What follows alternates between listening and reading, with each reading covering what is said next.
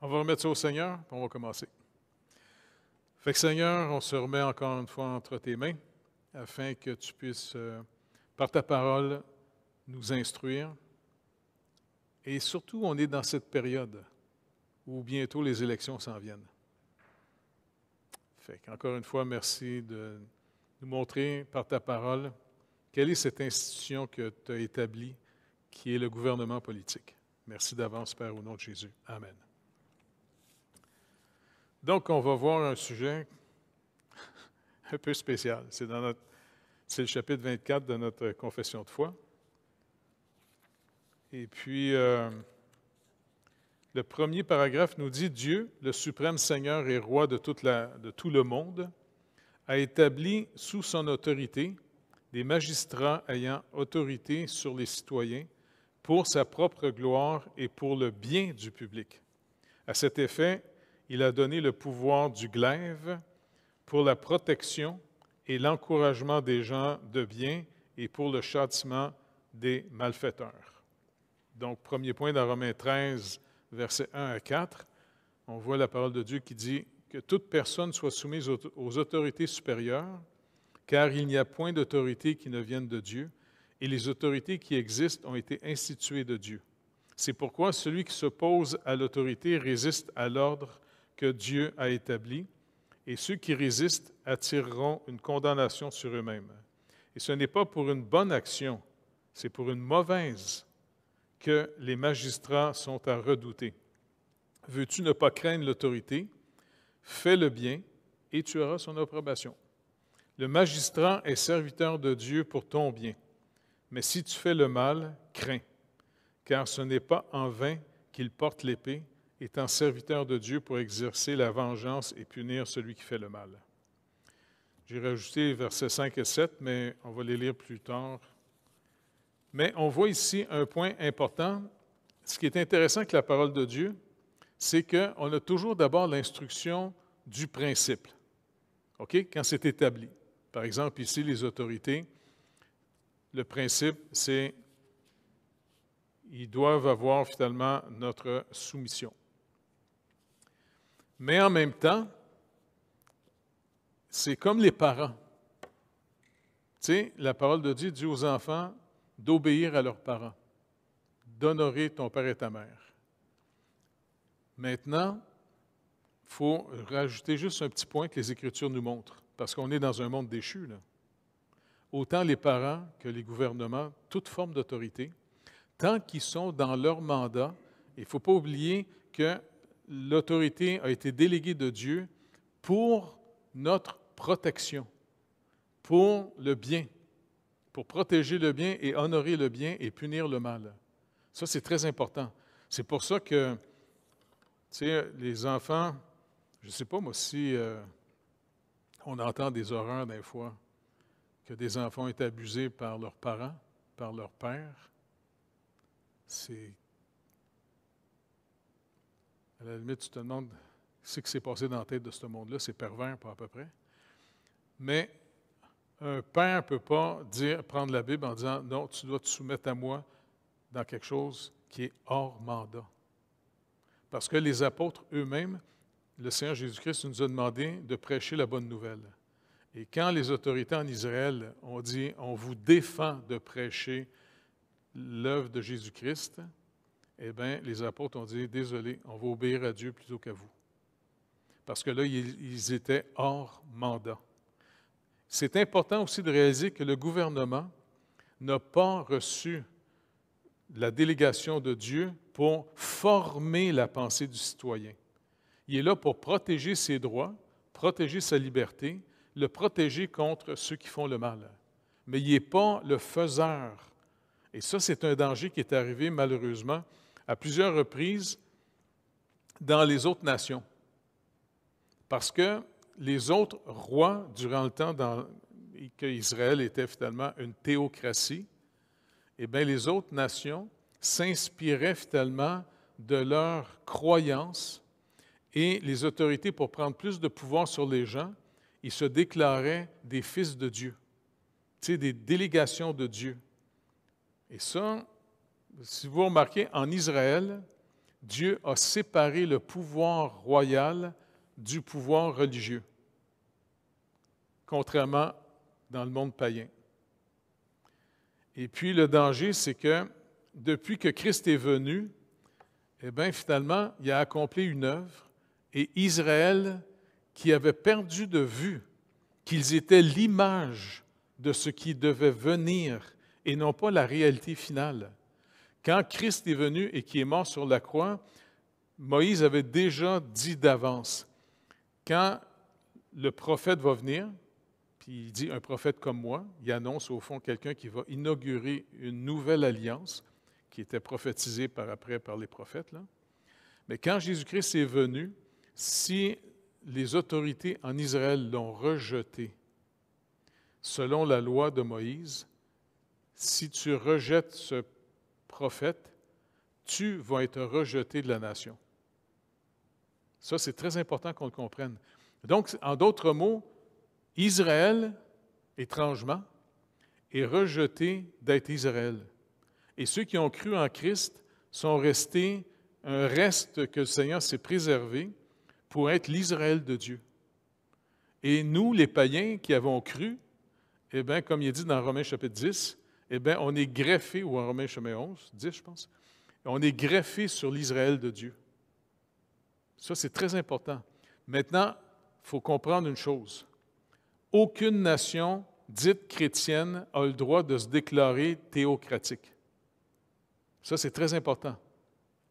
Et malheureusement, dans le passé, puis on va le voir demain pour ceux qui vont être là pour le cours de mission, au tout début, les apôtres, quand ils ont parti faire l'évangélisation, bien, ils ont été vraiment dans le mode du Seigneur. OK? Et puis après ça, les pères de l'Église ont continué.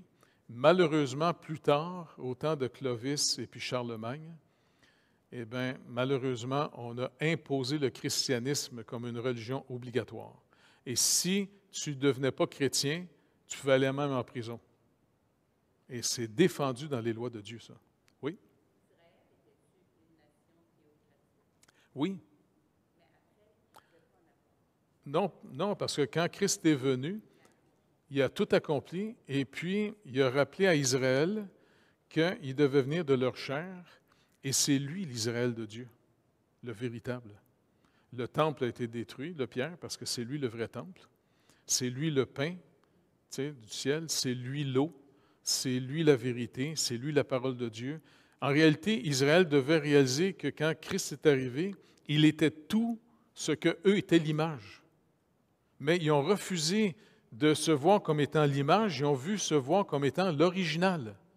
Et ça, c'est le péché. Satan, là, quand il pollue la tête des gens, un de ses mensonges chroniques, c'est d'essayer de nous faire croire qu'on est l'origine de notre vie, on va être comme Dieu. Si tu manges le fruit, tu vas être comme Dieu. Et puis, c'est pour ça que le croyant, il redécouvre, sous la grâce de Dieu, comment le Seigneur s'occupe de nous, et plus on va le connaître, plus on va être transformé à nouveau à son image. C'est très important. Même dans le fois, j'entends des arrogants dire « Non, non, c'est nous autres qui avons inventé Dieu. » Je dis « OK, chum, tu es un battement de cœur de le rencontrer. Pour moi, tu vas avoir un petit problème quand tu vas le rencontrer. » Donc, par contre, les autorités, c'est quelque chose d'important de respecter.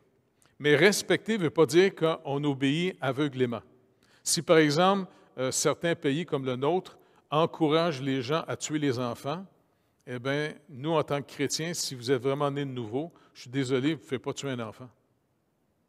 Parce que la parole dit, tu ne tueras point. Et puis, de la même manière, je ne sais pas, moi, parce que Jacques nous rappelle, notre législateur, c'est le Seigneur Jésus-Christ. C'est lui le roi des rois, le Seigneur des seigneurs. Et en même temps, on va le voir un peu dans d'autres chapitres, l'importance qu'on a en tant qu'Église, en tant que peuple de Dieu, on va apprendre aussi qu'il va falloir apprendre à intercéder pour nos gouvernements, parce que, n'oubliez pas, tous ceux qui ont été élus, ils vont rendre compte à Dieu un jour, au Seigneur des seigneurs, au roi des rois. C'est pas n'importe quoi. Donc, dans le deuxième paragraphe, il dit il est légitime pour des chrétiens d'accepter et de s'acquitter de la charge de magistrat quand ils y sont appelés. Dans l'exercice de cette charge, comme ils doivent spécialement maintenir la justice et la paix, selon le droit de chaque État et royaume, ils peuvent, à cet effet, maintenant, sous le Nouveau Testament, faire légitimement la guerre lorsque les circonstances le justifient et l'imposent. Donc, on peut voir ici que, contrairement aux anabaptistes puis d'autres groupes, eh bien, la parole de Dieu nous montre qu'en tant que citoyen, quelqu'un peut aussi, s'il se sent appelé, il peut adhérer à un parti politique. Et puis, si vous voulez du trouble, allez-y.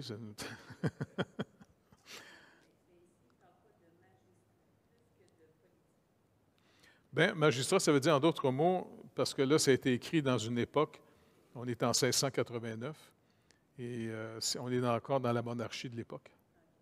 Tandis qu'aujourd'hui, on est dans une démocratie. Donc, mais à l'époque, les chrétiens pouvaient aussi participer à la vie politique, mais en même temps, c'est pour vraiment respecter comment on protège le droit des gens. C'est ça le but du gouvernement.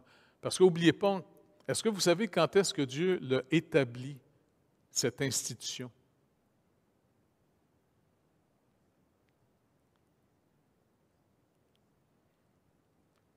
C'est dans Genèse. Après le déluge. Dans Genèse 9. Et puis rappelez-vous, la raison du déluge, c'est que sur la terre, il y avait une violence spectaculaire. Et c'est pour ça que Dieu est obligé de faire un jugement, parce que finalement, tout le monde faisait sa propre loi. Tu sais? Et puis, c'est pour ça que Dieu a mis un groupe de personnes qui vont représenter la loi, et ce n'est pas pour se venger, c'est pour faire respecter la loi. Et donc, c'est pour ça que nous, même en tant que citoyens, on n'a pas le droit. Tu sais, par exemple, je me rappelle, il y a quelques années, il y a un père de famille qui a vu finalement que son garçon s'était fait abuser par je ne sais pas trop qui, là, tu sais. Puis même dans notre église, c'est arrivé il y a plusieurs années aussi. Un gars dans l'église, il a voulu abuser des enfants. On l'a pogné juste à temps avant qu'il fasse des victimes. Puis on a appelé la police. Il a été dans les tribunaux, tout ça. Et puis, il n'avait pas le droit de s'approcher de l'église où il y avait les enfants, mais des fois, il venait faire des tours. Et puis, je me rappelle, les pères de famille, quand ils l'ont vu venir, ils voulaient y imposer les mains en face. Et puis, je dis non, les gars, vous n'avez pas le droit de faire ça. Parce que le Seigneur nous dit, ce n'est pas à nous de se venger. Par contre, on va appeler la police s'il vient faire un tour, parce que selon la loi, il n'a pas le droit. Tu sais? Et puis, je sais qu'il y en avait un à Montréal qui avait décidé de donner une moyenne volée à quelqu'un qui avait abusé son enfant. Et puis, les tribunaux n'ont pas trop su comment gérer ça, mais ils ont dit, écoute, il faut que tu demandes pardon, tu t'excuses devant la... Parce qu'on ne doit pas ouvrir cette porte-là. Parce que si tout le monde commence à se faire eux-mêmes justice, on rentre dans une société qui va devenir d'une violence incroyable. Comme à l'époque de Noé, exactement. Et c'est pour ça que Dieu a fait cette institution, pour protéger. Tu sais, dans le sens pour que ça soit plus neutre, moins émotif. N'oubliez pas, on vit dans un monde pas parfait. Là. Donc, comme dans 2 Samuel 23, 3, le Dieu d'Israël a parlé, le rocher d'Israël m'a dit, « Celui qui règne parmi les hommes avec justice, celui qui règne dans la crainte de Dieu. » Donc, ça, c'est important aussi de voir que ces gens-là aient un respect profond pour la justice. Et c'est béni de savoir quand on a des gens qui croient en Dieu et qui savent qu'ils vont rendre compte un jour à Dieu de ce qu'ils font. Psaume 82, verset 3-4 dit « Rendez justice aux faibles et à l'orphelin. Faites droit aux malheureux et aux pauvres. Sauvez le misérable et l'indigent. Délivrez-les de la main des méchants. » C'est le but du pouvoir, ça, de veiller aux faibles, l'orphelin, les malheureux, les pauvres. Puis malheureusement, n'oubliez pas, dans certaines places, peut-être ici dans notre pays, c'est un petit peu moins, mais sais, on a voyagé dans certains pays où est-ce que finalement les riches sont super riches, puis les pauvres sont super pauvres. Et puis les riches, ben, ils veulent garder les gens ultra pauvres pour les exploiter comme des esclaves.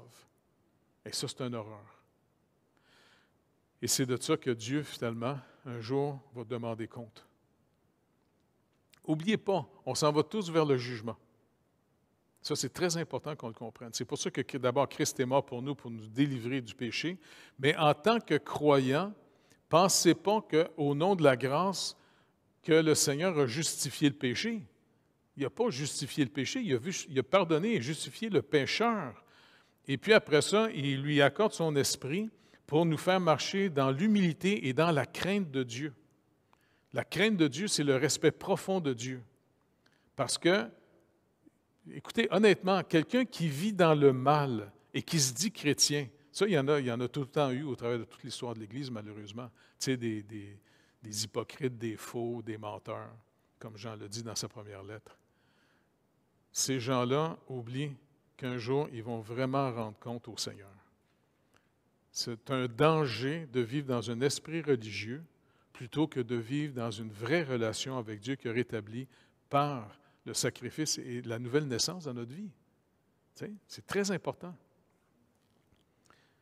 Et puis aussi, pour ce qui est de la guerre, des soldats, vous vous rappelez, qui étaient venus voir Jean-Baptiste, lui demandèrent « Et nous, que devons-nous faire ?» Jean-Baptiste leur répond « Ne commettez ni extorsion, ni fraude envers personne, et contentez-vous de votre solde. » N'oubliez pas, le policier, les gens dans l'armée, ils sont là pour protéger, encore une fois, vos droits, votre paix et votre sécurité face à des nations qui veulent envahir. Priez pour l'armée canadienne en ce moment, parce que il y a une patate frite, finalement, en Russie, là, qui est en train de délirer bien raide, là. De la poutine. Et puis, finalement, dernièrement, il menace maintenant de commencer à prendre tout son armement et même les missiles nucléaires. Fait que c'est le temps de prier en ce moment parce qu'on ne sait pas dans quoi on s'embarque. Tu sais. Et donc, de prier pour... Puis même, je me demandais voir si... de prier aussi, d'intercéder pour nos policiers. Puis même de prier pour eux autres, pour leur protection d'abord, parce que vous avez remarqué que la population, les jeunes commencent maintenant à s'amuser à tuer du monde. Hey, c'est pas n'importe quoi. Jouer à tuer du monde. En plus, ouais, tu sais, ils sont en train d'être fêlés bien raides, là, tu sais. Tu sais, la perversion, c'est dangereux, là, tu sais. Et puis, les policiers, ils ont beaucoup de difficultés à faire leur travail parce que quand ils vont arrêter quelqu'un, tout le monde joue à la victime en ce moment. C'est incroyable. Donc, je pense que on a au moins accès au trône de la grâce de Dieu pour prier une institution que Dieu a établie, même s'ils ne sont pas chrétiens. C'est secondaire. Ce sont des serviteurs de Dieu pareils. Ils ne s'en rendent pas compte, mais ils sont établis par Dieu dans une institution pour protéger le droit des gens, parce que Dieu veut que le citoyen soit protégé, non exploité. C'est important, ça. Troisième paragraphe nous dit, puisque les magistrats sont établis par Dieu aux fins surmentionnées, nous devons leur être soumis dans le Seigneur en toutes choses légitimes qu'ils ordonnent, non seulement par crainte de la colère, mais par motif de conscience. Romains 13, 5 à 7 nous dit, « Il est donc nécessaire d'être soumis non seulement par crainte de la punition, mais encore par motif de conscience. C'est aussi pour cela que vous payez les impôts, car les magistrats sont des ministres de Dieu entièrement appliqués à cette fonction. Rendez à tous ce qui lui est dû, l'impôt à qui vous devez l'impôt, le tribut à qui vous devez le tribut, la crainte à qui vous devez la crainte, et l'honneur à qui vous devez l'honneur. » Ça, c'est la parole de Dieu qui nous exhorte à ça. Donc, n'oubliez pas une chose qui est importante, là. Le Seigneur, en nous rachetant, il a payé notre dette. Hein? Il est mort de nos péchés. Toute la colère de la justice de Dieu il est tombée dessus, pendu sur le bois, mort pour être déclaré maudit par la justice de Dieu. OK? et il s'est fait humain pour subir à notre place ce qui s'en vient sur toute l'humanité. C'est comme ça qu'il a tant aimé le monde, que la deuxième personne de la Trinité a été donnée pour s'incarner et de payer notre dette en humain. Il a souffert quelque chose d'horrible qui s'en vient sur tous ceux qui vont négliger un si grand salut qui est un don gratuit en plus. Et puis en même temps, il faut se rappeler que le Seigneur n'est pas venu annuler la loi. Il est venu l'accomplir. Et c'est par la loi de Dieu que tout le monde, un jour, va être jugé. Donc, c'est pour ça que c'est très important pour nous d'être respectueux. Et quand on est des croyants, Christ est mort pour nous, nos péchés sont pardonnés. Et deuxièmement, il a mis sa justice à notre compte pour que le voile soit déchiré afin qu'on puisse entrer par la prière dans la présence du Père. OK? Mais il y a un élément souvent qu'on oublie. Dieu, tu sais, Paul nous enseigne plein de choses afin de marcher pour être agréable au Seigneur. Et puis même Jacques va nous parler comment Élie était une personne de même nature que nous. Et puis c'est des gens qui ont appris à marcher avec Dieu. Et je suis en train de faire toute une recherche sur la prière en ce moment. Tu sais, puis il y a une chose qui me remonte, le Seigneur va exaucer plus certaines personnes que d'autres personnes. Tu sais, bâtissez pas juste sur la justice imputée de Christ. C'est important, comme le Seigneur dit, que vous produisiez du fruit pour la gloire de mon Père. Un comportement, comme Paul va dire, comportez-vous d'une manière digne de votre vocation, tu sais, afin de ne pas traîner le nom du Seigneur dans la boue. Tu sais. Est-ce que finalement, quand les gens regardent votre vie, est-ce que ça les inspire à dire « Hey, wow, être chrétien, c'est beau, c'est super. » C'est important, parce que notre témoignage n'est pas juste notre parole. Les gens nous regardent vivre. Comment on vit? Comment on s'attend à Dieu? Comment notre sanctification, parce que comme Paul le dit aux Thessaloniciens, n'oubliez pas, la volonté de Dieu pour vous, c'est votre sanctification, votre mise à part pour Dieu maintenant. Abandonnez vos idoles, abandonnez l'ancienne manière de vivre dans le monde pour découvrir la nouvelle manière de vivre avec Jésus-Christ. Jésus-Christ est notre modèle. Il s'est fait être humain.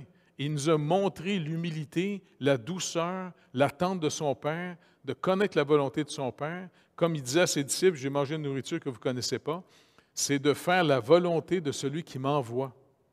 Donc nous, on est maintenant, par Jésus-Christ, envoyés dans le monde en son nom. Et c'est pour ça que notre sanctification est extrêmement importante. Et je sais que ça a l'air bizarre, mais je vous le dis.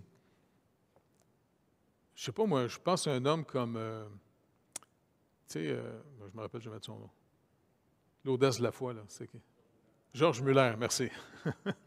Georges Muller, c'est un homme qui venait d'une vie tout croche.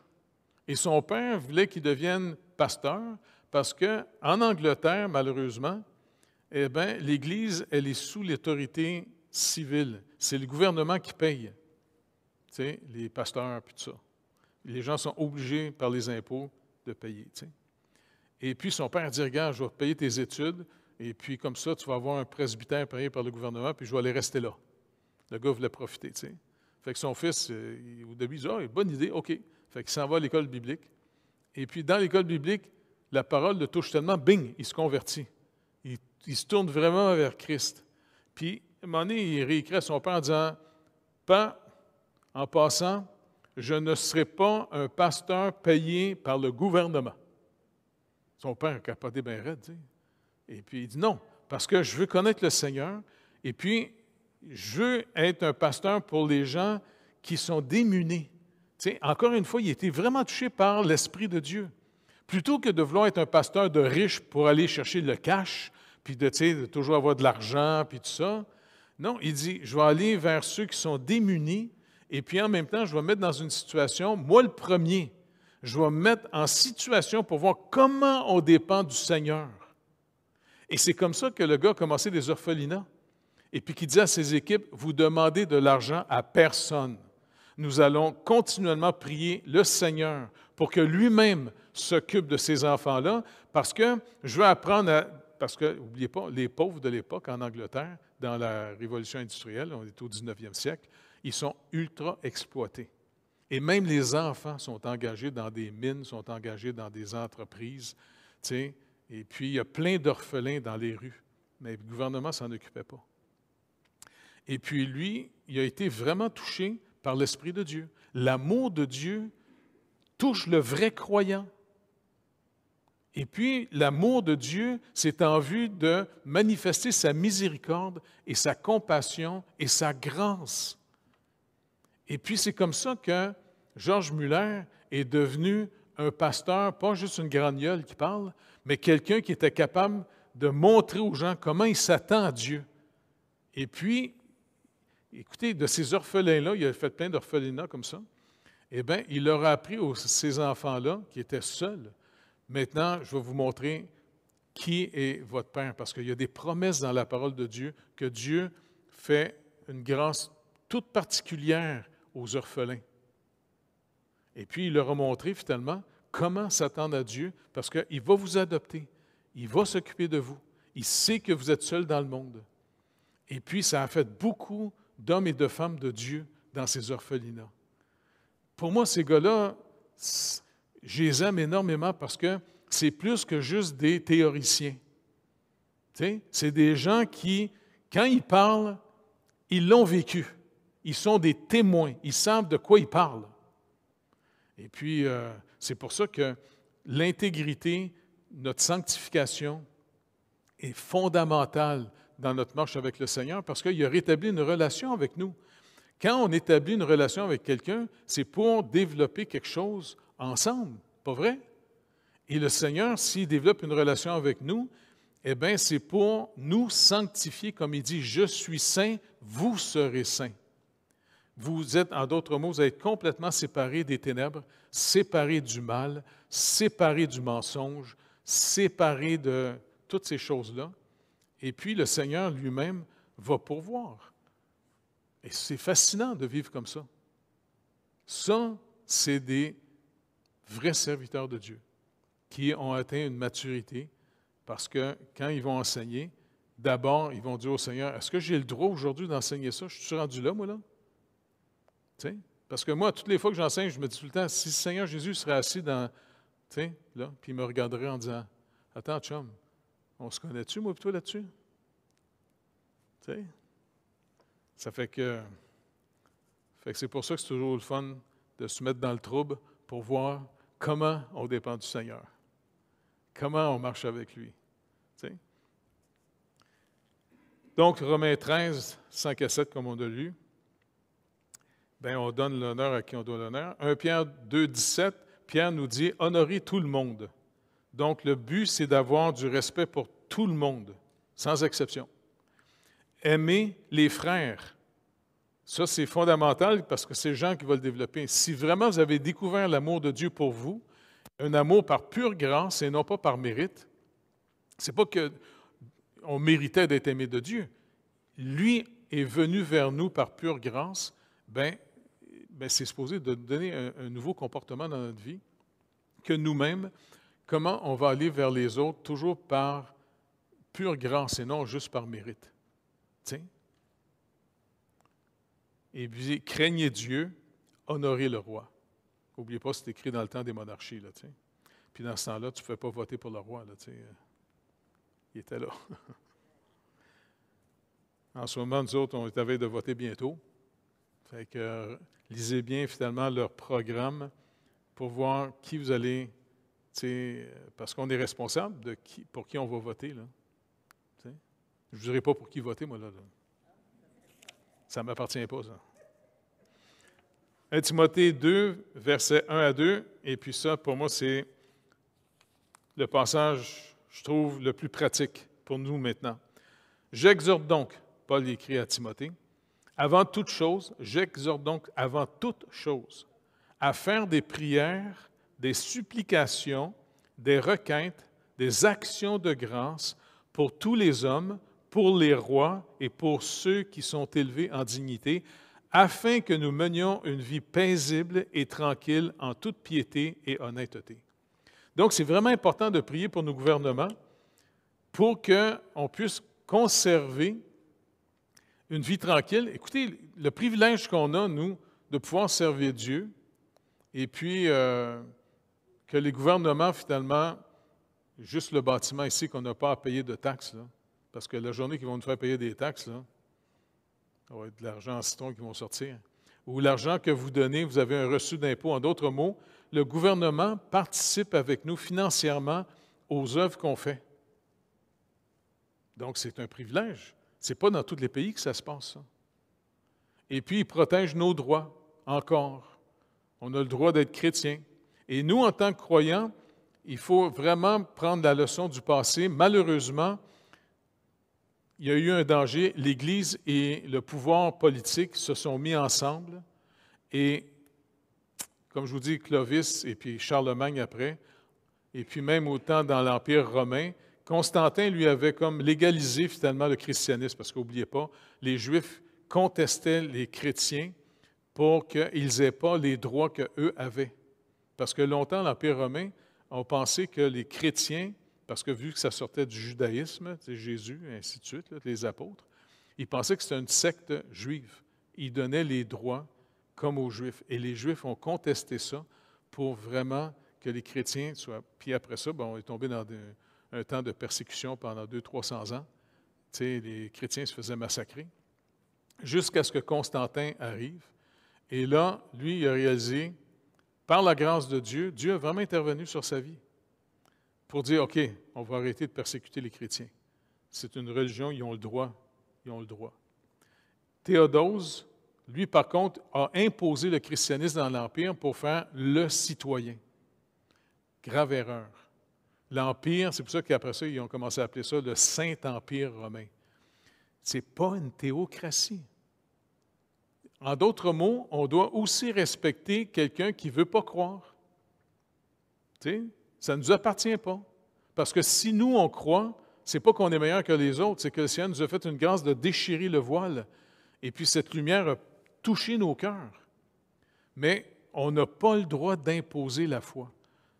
Ça, c'est très important parce que malheureusement, longtemps, les gouvernements se sont associés à l'Église et ils ont même mis en prison les gens qui, selon la parole de Dieu, s'étaient péchés. Pas le droit de faire ça. C'est pour ça qu'aujourd'hui, au Québec et au Canada, il y a de plus en plus une réaction trop extrême de l'autre côté. Mais là, la nouvelle secte s'associe au gouvernement et puis ils vont commencer à nous imposer. Ils vont imposer à vos enfants que vous n'aurez pas le droit de les enseigner selon vos normes. Il y a des pères qui ont été en prison parce qu'ils ont dit à leur petit gars, « Non, tu ne vas pas aller te faire opérer pour devenir une petite fille. » Puis le petit gars s'est plaint. Et puis à Vancouver, il y a un père qui s'est retrouvé en prison pour 5 ans.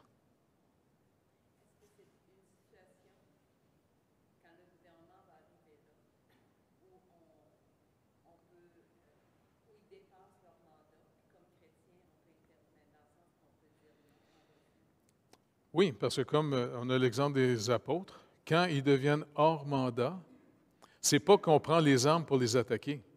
Tu sais, le Seigneur ne veut pas qu'on fasse ça. Par contre, si on a encore du pouvoir démocratique, il faut vraiment avoir des nouveaux partis qui sont plus favorables. Mais deuxièmement, comme les apôtres, si le gouvernement nous dit, je ne sais pas, moi, vous n'avez pas le droit d'annoncer l'Évangile, pas de problème. Moi, je continue à annoncer l'Évangile parce que je suis soumis à Dieu. « Ouais, mais tu vas aller en prison. Ben, » pas de problème, aller annoncer l'Évangile en prison. Tu sais? Parce que c'est pour ça que la parole de Dieu, ce n'est pas juste un livre théorique. Avez-vous remarqué toutes les histoires qu'il y a dedans? Tu sais, ce n'est pas juste comme de la théorie. On voit comment les apôtres l'ont vécu, tout ça. Surtout l'apôtre Paul. Je veux dire, ça a gâché sa vie pas à peu près. Jean et puis Pierre en prison. Jacques, le frère de Jean, s'est fait tuer par Hérode. Et puis, à un moment donné, le Seigneur a montré que, tu sais, Hérode, là, c'était un petit boss de Bécosse, là, avec, là. Et puis, à un moment donné, il a commencé à être arrogant, puis les Tyriens sont venus parce qu'ils essayaient de le gagner, parce qu'il y avait beaucoup besoin de ce qui se produisait en Israël, tu sais, pour l'acheter. Et puis, ils sont venus le charmer, et puis lui, il a commencé à parler en arrogant. Et puis le peuple disait, « Ah, wow, c'est pas la voix d'un homme, c'est la voix d'un Dieu. » Puis plutôt que rendre la gloire à Dieu en tant que Juif, il était arrogant. Il est dit dans la parole, un ange est envoyé par le Seigneur, il l'a frappé, le gars, il est mort, mangé par les vers par en dedans. Hey, ça doit être plate en citron, ça, se faire manger par des vers. Vivant. Quand tu es mort, c'est moins grave, là, mais vivant, là, tu sais. Donc, le Seigneur, il observe toute sa planète. Il nous observe. C'est pour ça que pendant qu'on a encore la liberté, pendant qu'on a un pays qui est à peu près pas pire, c'est sûr qu'en tant que croyant, on ne peut pas appuyer, par exemple, l'avortement, à moins que ce soit un avortement exceptionnel. Tu sais, une petite fille qui s'est faite violer et puis qui est dangereux qu'elle puisse mourir, bien, malheureusement, un des deux doit mourir. Et puis, il y a un bon livre qui a été écrit là-dessus par un chrétien, Tony Anatella, et qui, la Société dépressive qui écrit. Et il montre comment notre société devient de plus en plus tyrannique. Parce qu'il dit, un tyran, c'est ceux qui exploitent les faibles. Et puis, tu sais, quand aujourd'hui on a banalisé, puis en plus dans les écoles, on apprend à tous nos petits-enfants que ce n'est même pas des êtres humains, les enfants dans le ventre de leur mère. Jusqu'à 9 mois, tu peux le tuer. C'est pas n'importe quoi. Et puis en plus, tout ça, là, à force d'entendre les choses, bien, les gens, je ne sais pas, le mensonge finalement, qui vient surtout nourrir notre chair, nourrir notre côté très égoïste, ça rentre bien, ça. Tu sais? Ça fait que on a besoin vraiment, en tant qu'Église, de demander au Seigneur, apprends-moi à prier. Tu sais? Et puis, Seigneur, fais que dans ma vie, que je te sois agréable, que vraiment que je puisse, tu sais, quand je te parle, que ça ne soit pas juste un opportuniste qui vient parler, tu sais, puis je viens prier juste pour mes besoins personnels tout le temps, mais que je puisse être vraiment un serviteur entre tes mains. Ça, c'est très important, parce que l'Église peut avoir un impact, tu sais, face aux ténèbres. Parce qu'il ne faut pas sous-estimer, comme Jean nous dit, le monde entier gît sous la puissance du malin. Tu sais? En tout cas, est-ce qu'il y a des questions? Des objections?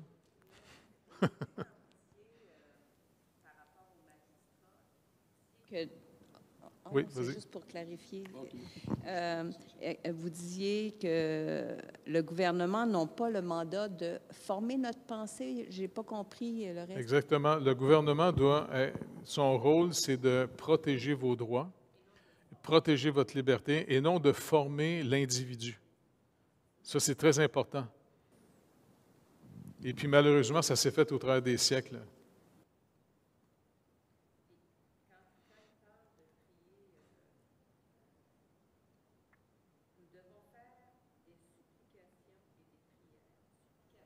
Oui. Oui. Oui.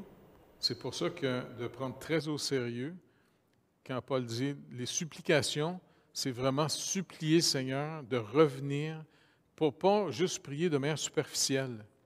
Tiens, oui, on présente ça au Seigneur, mais des fois, on peut s'arrêter pour même, je ne sais pas, une manière de supplier le Seigneur, c'est le jeûne. Le jeûne, ce n'est pas quelque chose pour dire aux gens qu'on jeûne. Gardez ça pour vous autres quand vous jeûnez, en secret.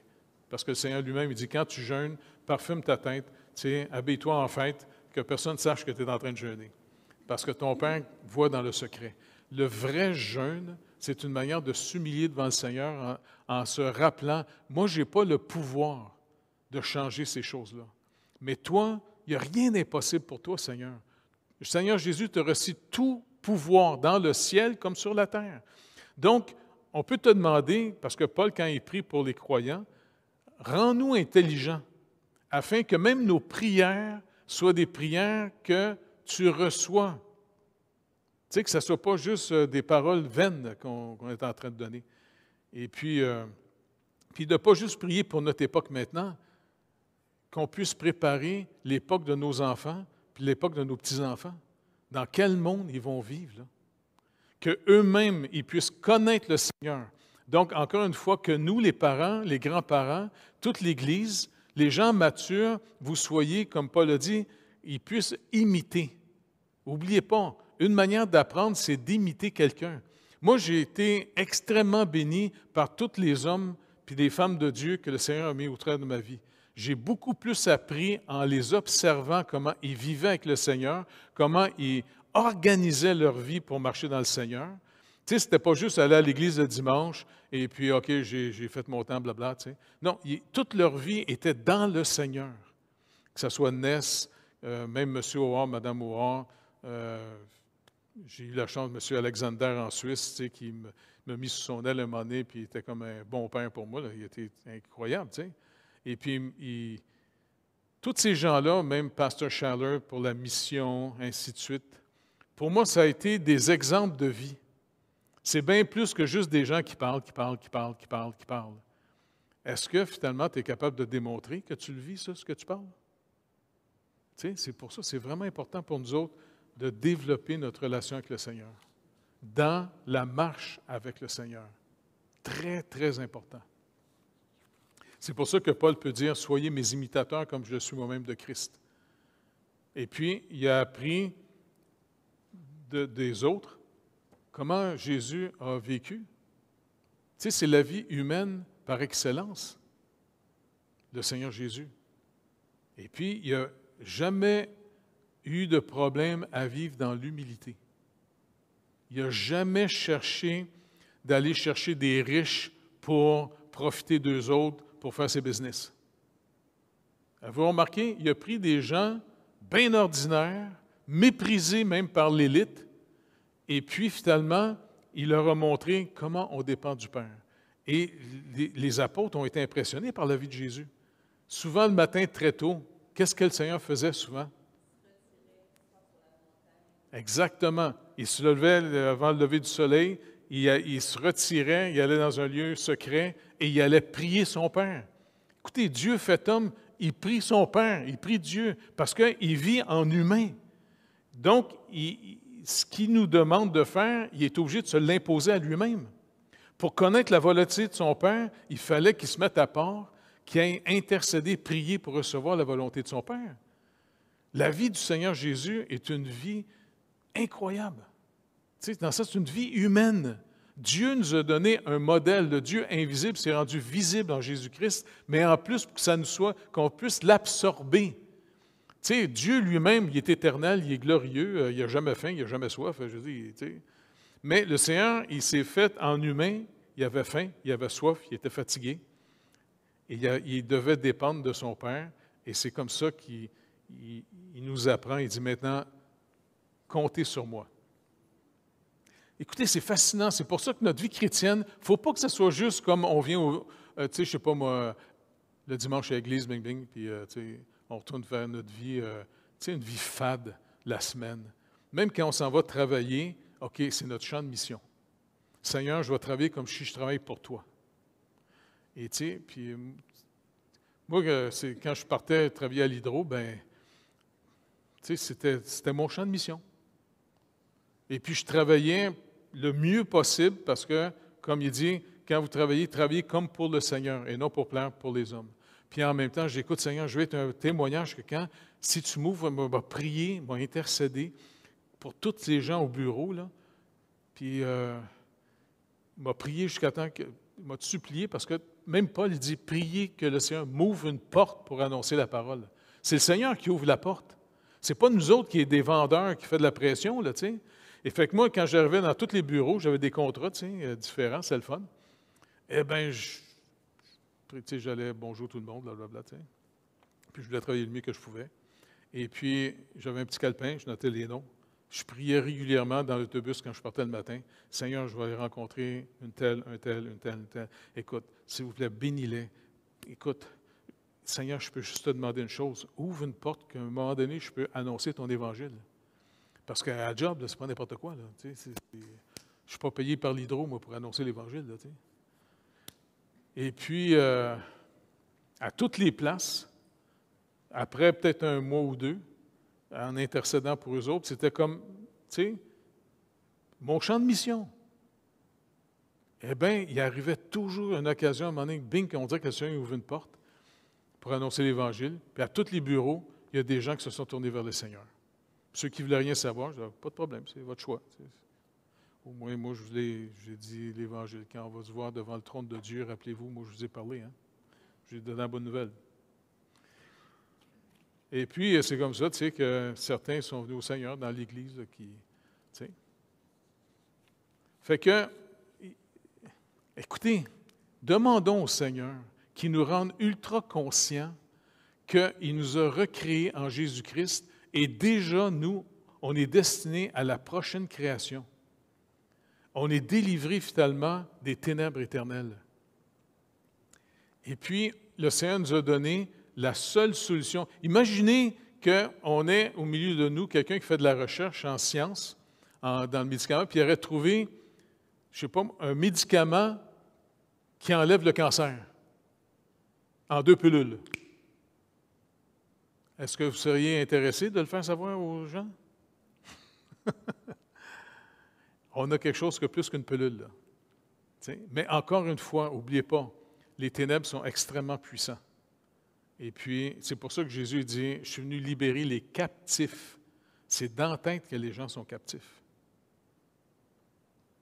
Et c'est pour ça que nous, notre vie de prière, prier pour nos gouvernements. En ce moment, nos gouvernements nous sont favorables pour qu'on puisse servir le Seigneur en toute tranquillité, pour l'instant. Pour combien de temps ça va durer, je ne sais pas, là, mais on va prier, on va continuer à prier. Oui? Question. Est-ce que la ligne est mince entre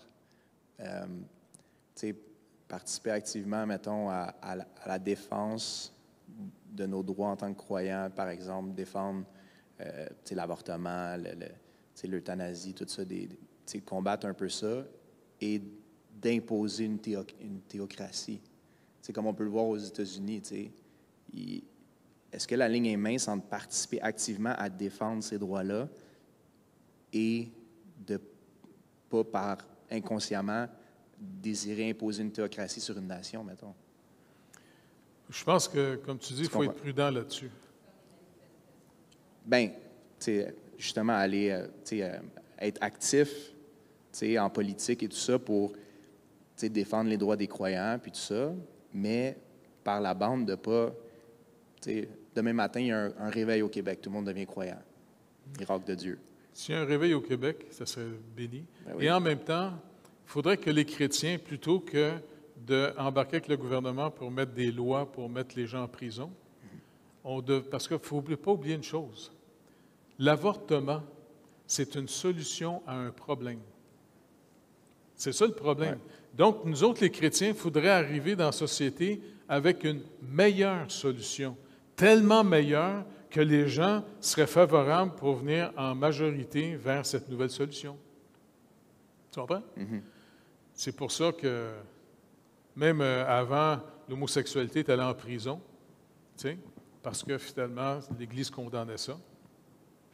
Je vous le dis, il faut être des gens qui, par notre véritable sanctification, notre marche avec Dieu, et toujours penser qu'on est toujours en mission. OK? Eh bien, ça veut dire, OK, Seigneur, y aurait-il une meilleure solution? Tu sais, c'est ça. Je ne sais pas, moi, quand le Seigneur nous en est dans certains pays, eh bien, on n'a pas mis les riches en prison. On a pris notre propre argent, puis on a commencé à essayer d'aider le mieux qu'on pouvait, puis aider aussi en même temps pour ne pas faire du dumping, pour juste paraître bon, parce qu'on, tu sais, que ce soit la nourriture, que ce soit le vêtement, que ce soit l'agriculture, toutes ces choses-là. Eh bien, finalement, j'avais proposé à tout le monde, j'ai dit, écoutez, on va acheter localement. Fait comme ça, on va donner la nourriture, mais qu'on aura acheté des commerçants de la place pour ne pas faire un dumping, pour détruire leur économie locale et qui vont devenir des gens dépendants de nous tout le temps. Puis la journée qu'on ne sera plus là, bien, ils n'ont pas pu avancer. Tu sais, toujours demander au Seigneur, écoute Seigneur, tu nous as adoptés, on est tes enfants. On est des petits-enfants que tu amènes dans ton œuvre. Bien, il faut que tu nous dises, toi, qu'est-ce que tu veux faire? Ce n'est pas notre business à nous autres, ça. C'est la business du Seigneur. Et le Seigneur peut nous donner sa sagesse et d'avoir des meilleures solutions. même par rapport à l'avortement, je ne sais pas pourquoi nos gouvernements n'aideraient pas les jeunes filles, tu sais, pour dire, OK, on va vous aider, on va s'occuper de vous autres, on comprend ce que vous vivez, tu sais.